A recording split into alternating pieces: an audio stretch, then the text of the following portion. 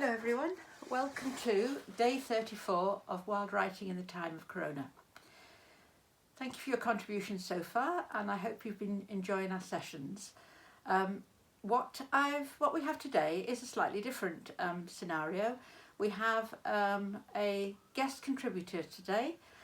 So today's workshop has been created by Lola. Those of you who take part in the workshops or who read them will have seen her poems. Lola has a particularly mathematical and scientific background, and so she has chosen the categories today and written the poem. So if you're ready, we're going to have 6 categories. We're going to write a poem of at least 4 lines and using at least 4 of the words. That's the very simple requirement. The wildness of it is it takes you to places you don't know that you're going to go when you start writing. So here are the categories. Category number 1, a way to display data. So however data might be displayed. Number 2, words that you use instead of digits. So it might be single, dozen, pair, words instead of digits. So words instead of numbers, I think that means to me. Number 3 is an item from a laboratory. So any item that you might find in a lab. Number 4 is a word to describe a mathematical process. So something that's done in maths, a word to describe it. So it's going to be a verb. Number 5 is a chemical element. So some sort of, something on the periodic table, I guess. And number 6 is a person. I just run through those again. A way to display data, words instead of digits, an item from a lab, a mathematical process, a chemical element, and a person. Okay, so however you choose to write this, see if you can include at least 4 of them, and go for 6 if you can. So you need your usual, it's me forgetting, you need your pen and your paper, or your computer and your laptop when you're ready.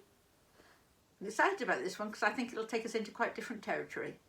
So ready, and I'll see you shortly, and start.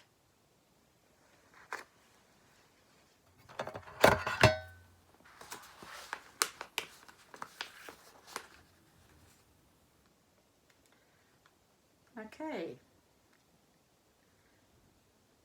excuse me a minute, just fiddling around.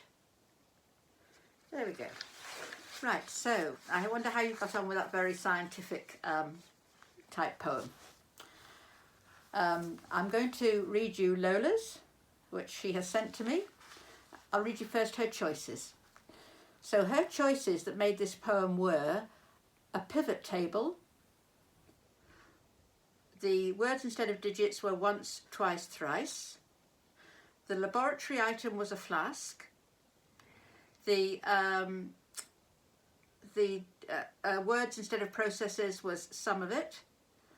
The chemical element was phosphorus. And the person that Lola chose was Pythagoras.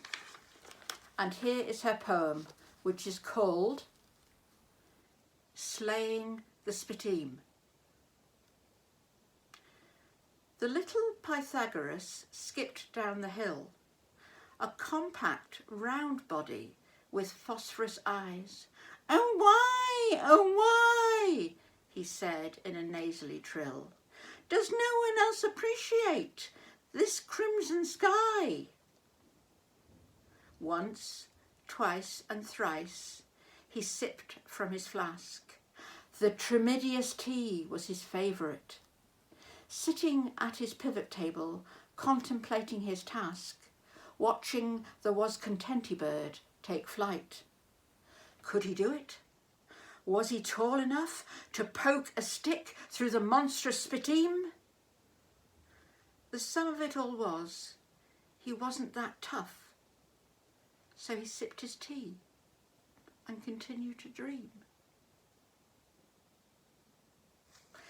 I want to thank Lola very much for that poem that was rather strange and rather delightful, and reminded me of the sort of nonsense rhyme that someone like maybe Edward Lear would write.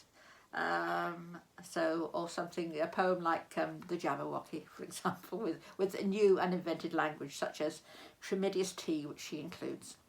So I very much look forward to seeing how you get on with your science wild writing, vaguely scientific wild writing at the time of Corona. And I will welcome you back tomorrow to day 35, when those of you with a mathematical bent will realise that it's the 7th day of this week, and so we will be doing something different then. So my very best wishes to you. I hope you have a great day, and I look forward to reading your poetry. You take care. Bye.